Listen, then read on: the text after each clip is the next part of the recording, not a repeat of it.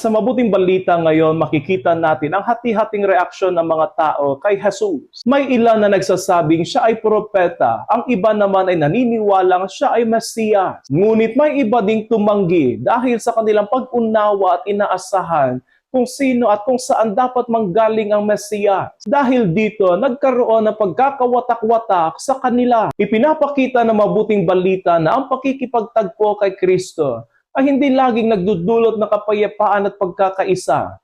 Minsan ito ay nangangailangan ng matatag na desisyon at paninindigan. Hindi pwede manatiling neutral. Ang presensya ni Jesus ay humahamon sa atin. Maniniwala ba tayo o hindi?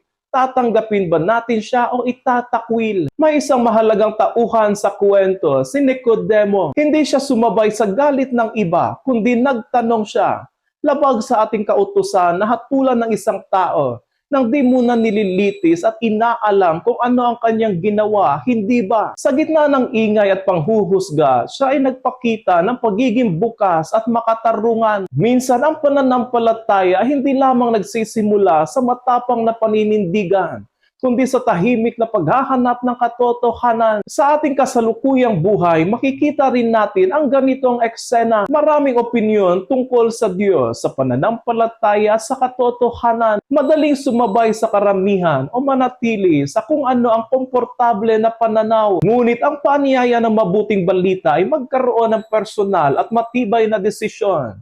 Sino si Jesus para sa atin? Mga kapatid, ang pananampalataya hindi lamang pagsunod sa kung ano ang sinabi ng iba.